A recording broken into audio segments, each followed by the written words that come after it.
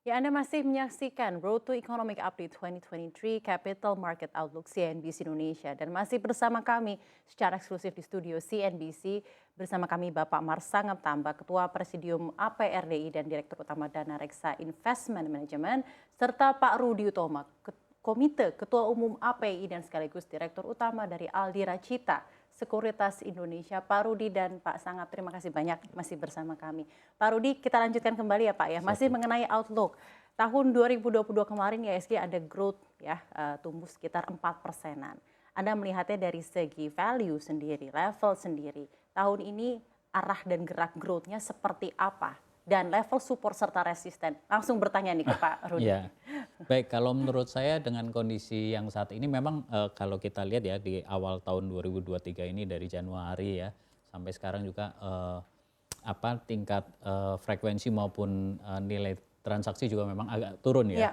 Tapi kalau kita lihat dengan berbagai prospek dan agenda yang ada di negeri ini, saya rasa ini merupakan suatu peluang juga buat para baik investment manager maupun para investor untuk dapat melakukan investasi di pasar modal Indonesia. Ya, seperti kita ketahui pemerintah juga menargetkan untuk pendapatan dari dividen juga meningkat ya. Kita ketahui Pak Erik kan beberapa waktu yang lalu sudah menyebutkan bahwa akan menaikkan tingkat dividen ya.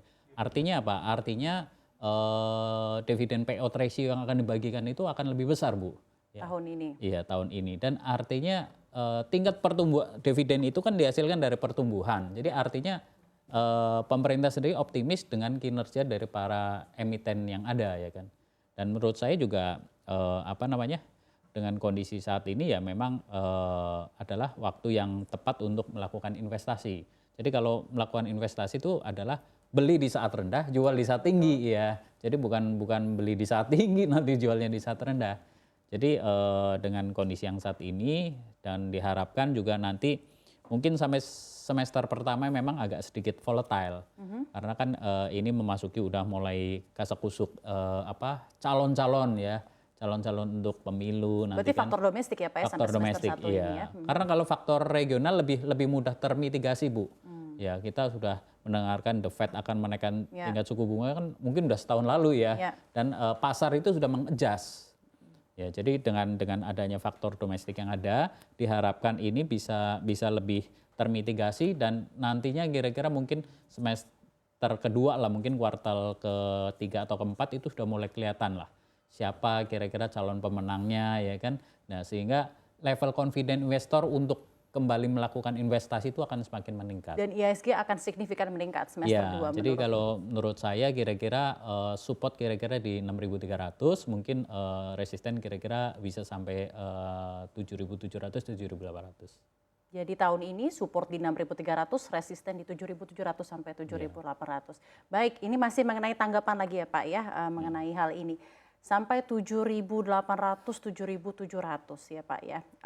Tanggapan tersendiri mungkin Pak sebelum saya beralih untuk kurang lebih sejalan sih Pak, Bu. Jadi memang tadi seperti saya sampaikan kondisi makro kita memang mensupport gitu untuk bisa optimis gitu. Tapi kalau meminjam istilah Pak Presiden optimis tapi waspada gitu ya.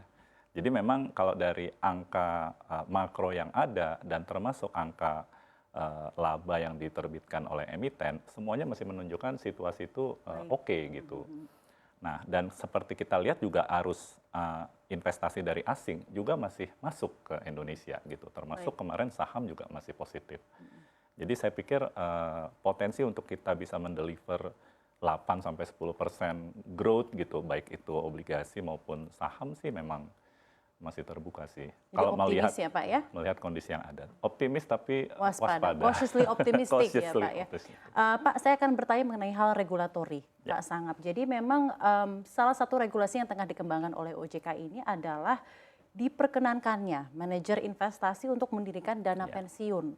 Dan berkaitan dengan hal tersebut, bagaimana menurut Anda pandangan APRDI terkait pembentukan dana pensiun? Karena di satu sisi dana pensiun ini kemarin juga dari Pak Erick Thohir sendiri, dana pensiun BUMN sempat dikeluarkan karena secara governance masih belum baik. Sekarang ini ada diperkenankan manajer investasi membentuk dana pensiun. Tanggapan Anda?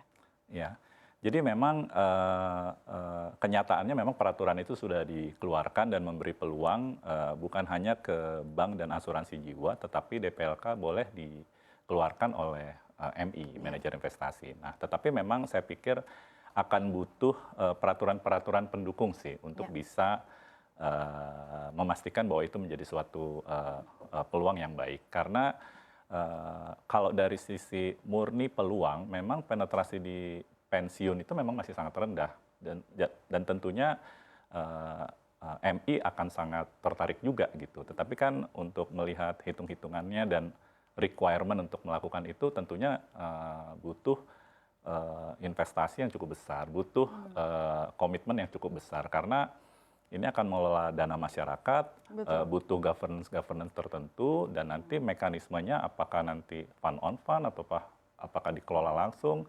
Dan the fact that DPLK itu ada bagian dari MI, apakah membuat peserta DPLK itu tidak memiliki pilihan untuk memakai MI lain gitu. Jadi ini ada area-area yang mungkin harus standarisasi dulu, diperjelas dulu. Tetapi kalau kita bicara teman-teman di anggota, memang secara umum MI itu masih menyambut untuk mengeksplor ya.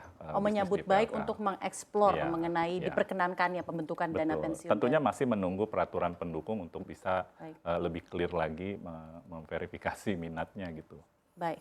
Mungkin saya akan beralih kembali ke Pak Rudi ya Pak ya. Walaupun tadi juga Anda menyebut faktor domestik ini berperan kuat sampai semester 1 tadi dalam mempengaruhi gerak, volatilitas ataupun sideways IHSG, mungkin kita bisa menyebutnya seperti itu.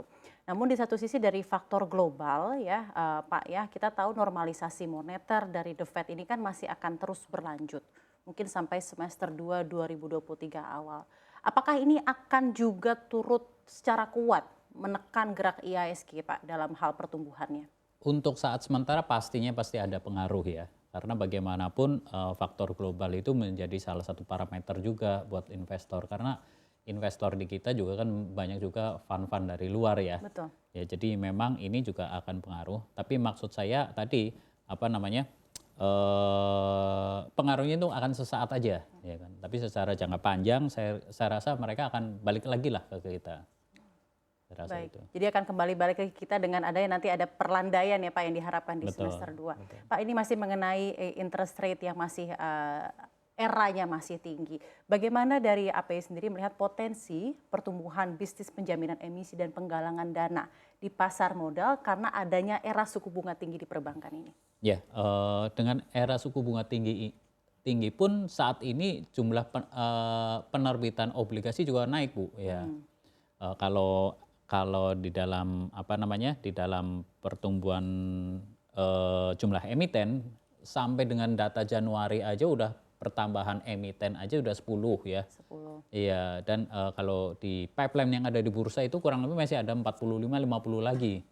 Ya, dan target dari untuk 1 tahun selama 2023 ini bisa sampai kira-kira 48 sampai 50. Itu dari jumlah yang melakukan isu equity ya kan.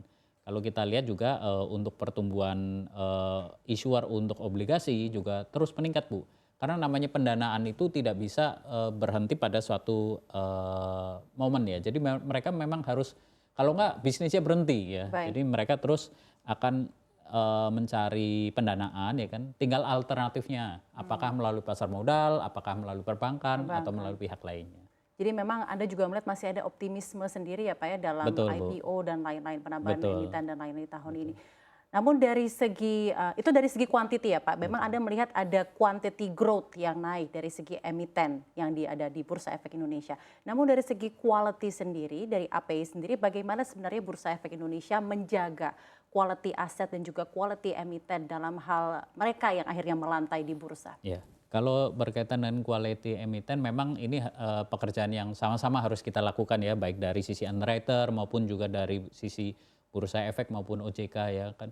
Bagaimana emiten yang akan masuk ke pasar ini memiliki kualitas ya kan. Kualitas itu baik dari kinerja keuangan maupun juga GCG-nya Bu ya, GCG-nya, Good Corporate Governance-nya itu bagaimana tata kelola yang ada di dalam perusahaan itu sehingga nantinya bisa memenuhi regulasi yang ada di Bursa Efek. Jadi memang collectively bekerja sama ya untuk menyaring dan Saling memvitalisasi keterkaitan, quality aset iya, ya. Keterkaitan, tidak hanya tumbuh secara kuantitas tapi juga Betul, kualitas, tentunya betul. hal yang baik untuk Bursa Efek Indonesia di Betul. tahun ini. Mungkin saya akan balik ke Pak Sanga, Pak, masih mengenai growth tersendiri dari pasar keuangan Indonesia. Di tahun 2023 ini, Bursa Efek menargetkan total investor di pasar modal ini mencapai 13 juta SID, ya Pak ya. Bagaimana upaya dari APRDI sendiri dan para anggota untuk mendukung program pertumbuhan jumlah investor ini?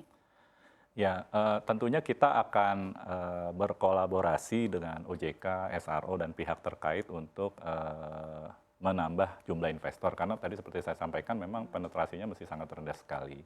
Dan saya pikir sekarang dengan bantuan teknologi, tentunya upaya itu bisa kita lakukan lebih masif. Dan tentunya di asosiasi sendiri, sebagian besar program kita itu memang akan mengacu pada literasi dan edukasi. Literasi dan edukasi ya, Jadi Pak. memang itu akan jadi center dari kegiatan kita, baik itu kita lakukan secara di industri maupun bekerja sama dengan OJK, SRO, dan Baik. pihak terkait. Ya, dan, menarik sendiri karena Anda menyebut mengenai literasi dan edukasi, dan juga kita baru saja tadi membaca data dari OJK ya Pak ya, untuk inklusi keuangan Indonesia ini tahun ini 85%, tahun depan itu targetnya di 90%. Namun ada gap tersendiri yang begitu besar, literasi masih di Literasinya angka masih, 48%, iya. masih di bawah 1 dari 2 orang itu sebenarnya benar-benar mengerti apa sih sebenarnya pasar keuangan Indonesia. Betul.